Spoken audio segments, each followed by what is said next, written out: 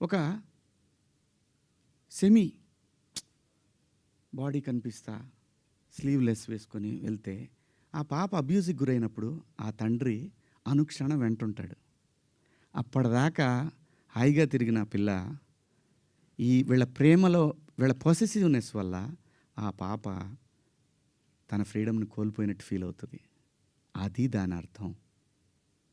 మీరందరూ పెద్దవాళ్ళమ్మా, ఎవరెవరైతే నన్ను దోషిగా సమాజం ముందు నిలబెట్టాలనుకున్నారో మీ అందరికీ వందనాలు.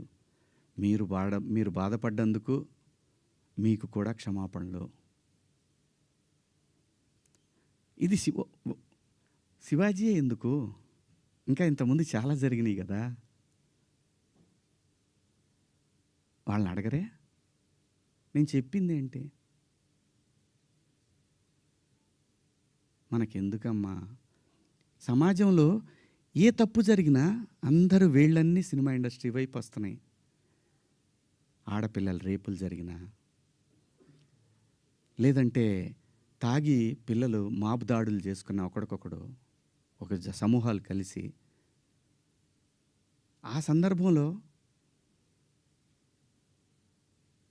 మాట్లాడాలా లేదా? విత్ గుడ్ ఇంటెన్షన్ నేను మాట్లాడినా, నేను వాడిన పదాలు అన్పార్లమెంటరీ. ఆ 2 పదాలు. ఇంతకు మించి నేను ఏ తప్పు చేయలేదు. చేస్తే క్షమాపణ చెప్పడానికి వెనకాడను. నేను ఎదురుదాడికి కూడా వెళ్ళే మనిషిని కాదు. నేను నా కోసం నా ఇంటెన్షన్ అర్థం చేసుకున్న వాళ్ళందరికీ కూడా థ్యాంక్ యూ సో మచ్. ముఖ్యంగా అనసూయ గారు నా ఇన్సెక్యూరిటీ గురించి మాట్లాడారు. అవునమ్మా, మా హీరోయిన్ని అలా వెళ్ళినప్పుడు, దాడులు చేసినప్పుడు భయం ఉంటుందని, వాళ్ళు బాధపడతారని, ఒకవేళ జరగరాంది ఏమైనా జరిగితే ఆత్మహత్యలు చేసుకుంటారని నాకు ఇన్సెక్యూరిటీ ఉందమ్మా. ఇంకోటి, నా మీద మీరు జాలి చూపించారు, ఐ పిటీ హిమ్ అని. చాలా థ్యాంక్స్ అమ్మా. మీకు ఇచ్చిన విశాల హృదయానికి భగవంతుడికి థ్యాంక్స్ చెప్తూ, అదే భగవంతుడిని కోరుకుంటున్నాను.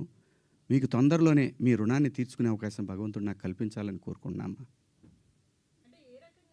అమ్మా, అంటే ఎవరన్నా ఆవిడ్ని ఎక్కడన్నా ఇబ్బంది పెడితే ఇది తప్పురా అని ఖండించడానికి నేను కూడా వెళ్ళాలి అని. అంతేనమ్మా. ఇంత తప్ప నాకు ఎటువంటి బ్యాడ్ ఇంటెన్షన్స్ లేవండి. మీరు ఎవరన్నా అడిగిన క్వశ్చన్స్లో మీరు పదాలు వాడిని తప్పు కదా అంటే దానికి ఆల్రెడీ క్షమాపణ చెప్పాను. ఇంకా వేరే ఏమన్నా ఉంటే అడగండి. శివాజీ గారు, ఆ రోజు మాట్లాడినా ఈరోజు మాట్లాడినా హీరోయిన్స్ గురించి